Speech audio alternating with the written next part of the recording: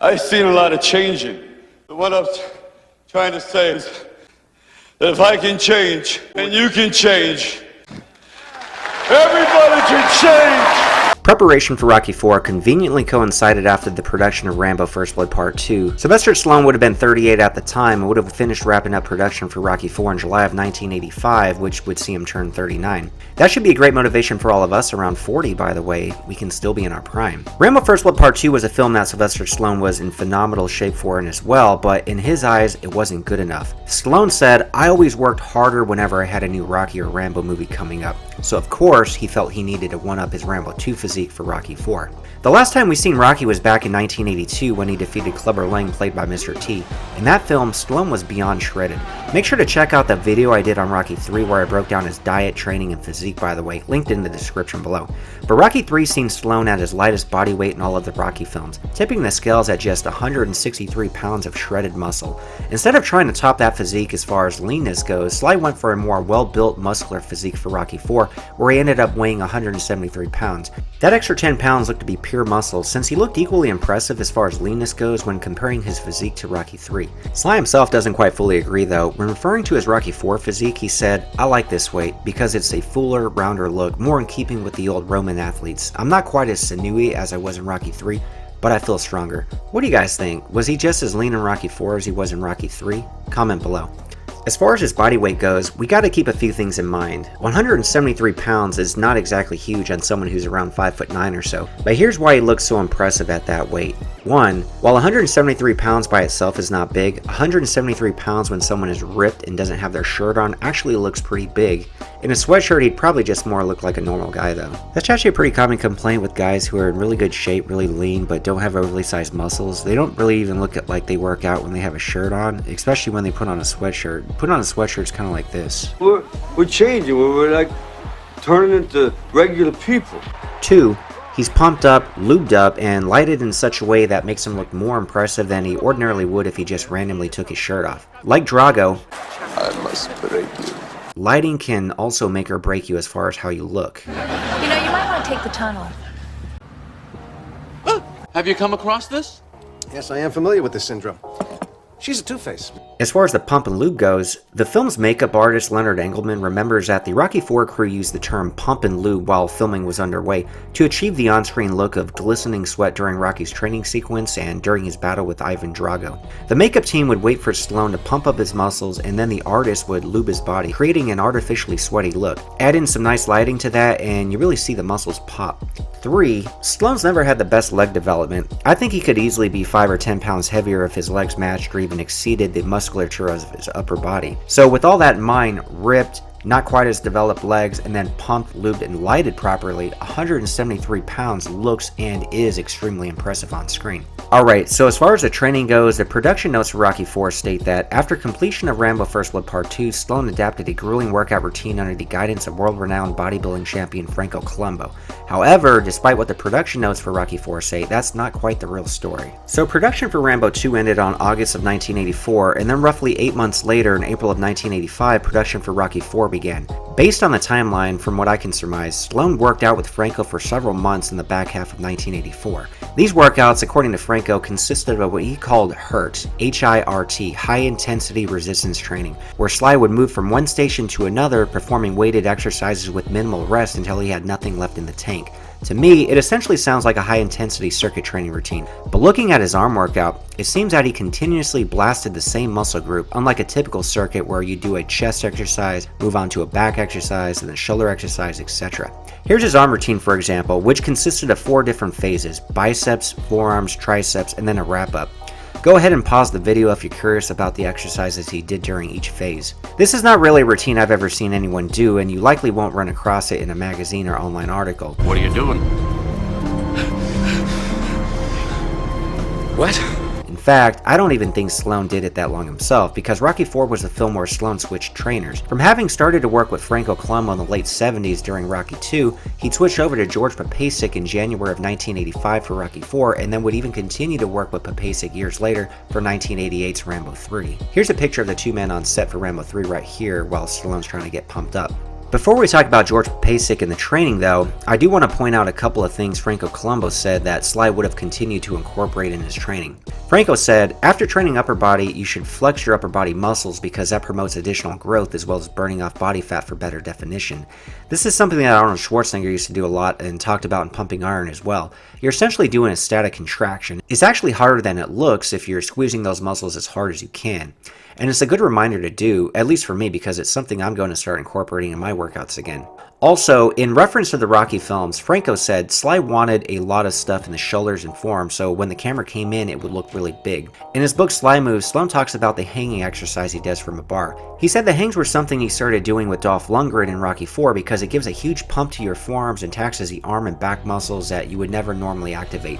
Dolph Lundgren said Sly not only wanted us to move like champion boxers, he wanted us to have the best looking physiques anyone ever saw in a ring, and that meant developing muscles that boxers usually don't develop. The way Stallone performs these hangs, by the way, is with a wider than shoulder width grip, slight bend in the elbows while keeping the bar deep in the palm of his hand. Alright, so as far as George Papasik goes, let me give you a little background on him and it'll make sense as to why Stallone wanted to train with him. George Papasik was born in Czechoslovakia, which has since split into two separate countries, Slovakia and the Czech Republic. On a side note, I've really been brushing up on my geography research since being called out on my Who Are the Fighters in Bloodsport video where I mistakenly said that Helsinki was the capital of Sweden and not Finland. As having Nordic and Viking roots, I'm deeply ashamed, but I am American and geography is not exactly our strong suit. But I digress. George used to play hockey as a teenager, during which time he and some friends began lifting weights at the age of 19. He really took to it and ended up becoming one of the most important representatives and pioneers of bodybuilding in Slovakia. You can see him in some of these pictures here where he sports a very impressive physique. He immigrated to the United States in 1968 and actually trained Arnold Schwarzenegger for 8 months in early 1974. In 1982, he opened his own gym, the Santa Monica Bodybuilding Center. Papasik said Sylvester Stallone became a member of the club after its opening in November of 1982. He first trained alone, similar to what Clubber Lang used to do. I live alone, and I train alone. I win the title alone. Then Stallone worked with several coaches, including Franco Columbu, and then later asked Papasik to be his coach and prepare him and Dolph Lundgren for Rocky IV. So here's how their training went down. They trained 6 days a week, hitting each body part twice a week. Having an entire day devoted to rest each week is very beneficial, not just physically for the body to recover, but also mentally. As far as their split goes, it's one of my all-time favorites, push-pull legs, and of course they would repeat that. So push day was Monday and Thursday, which consisted of chest, shoulders, and tries. Tuesday and Friday would be a pull day, back and biceps, and Wednesday and Saturday would be everyone's favorite, leg day, which when it comes to working out, I've always liked to say,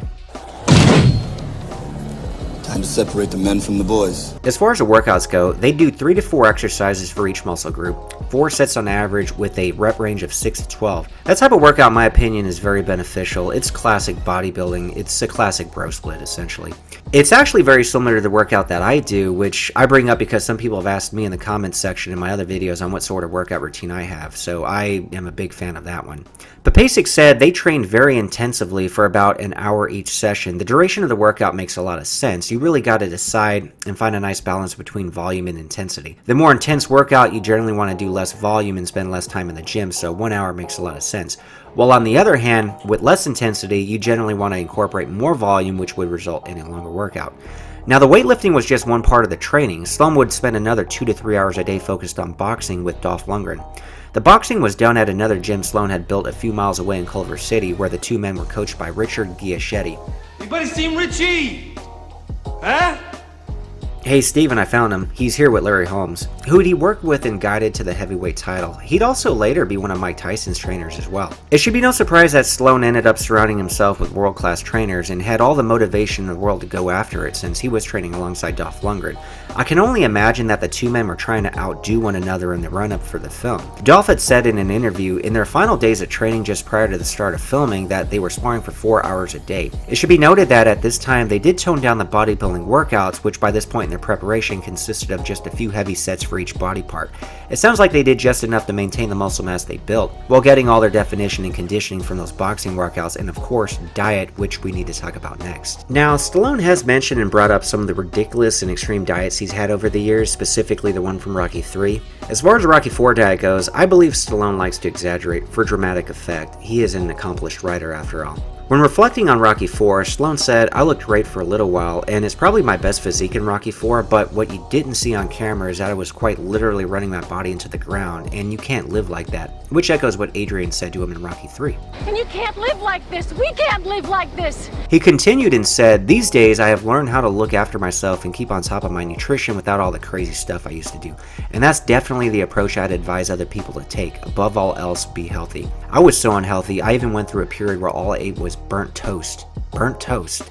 I'm thinking as far as carbs go, he probably just resorted to burnt toast so as to cut back, while still obviously eating adequate amounts of proteins and fat. Dolph Lundgren said Stallone had his own cook on set, so I highly doubt Stallone just had his private chef turn the toaster settings on high. If that were the case, that chef literally had the easiest job in the world. When Stallone was training with Franco Columbu prior to Rocky IV, Stallone said the diet Franco had him on was yogurt, and more yogurt. But the more yogurt he ate, the slower and bulkier he got, which caused him to bloat. He chalked it up to Franco's body just being completely different from his when it came to processing food. In his book Sly Moves, Stallone said yogurt slowly brought the curtain down on his and Franco's working relationship. So it's safe to say yogurt was not part of Stallone's diet in Rocky IV.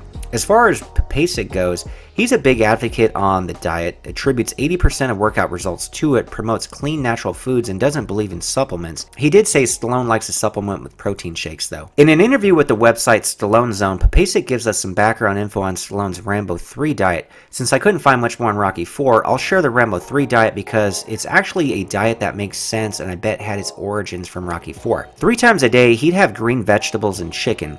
But throughout the day, he'd have oatmeal cookies and honey with his coffee. During Rambo 3, Stallone would constantly pump up his muscles prior to filming scenes, which is why he chomped on those oatmeal cookies between takes. Papasik even mentioned every 15 minutes. The fact that he also pumped up prior to filming scenes during Rocky IV leads me to believe that he was also likely eating those oatmeal cookies with his coffee during that film. For all you guys that work out, I'm sure that makes a lot of sense to you. I've always used the analogy that without any carbs in the body, when you're lifting, it's literally like trying to pump up a tire with a hole in it.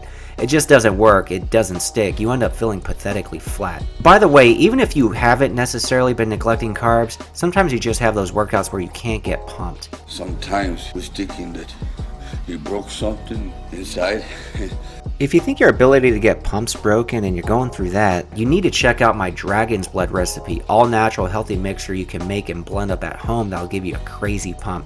I'll link that in the video description below. But anyways, Stallone's physique in Rocky IV is absolutely amazing. I hope that background info on his training and diet was as interesting to you as it was for me. If you're a fan of Stallone, make sure to subscribe and I'll be sure to keep giving you more great content.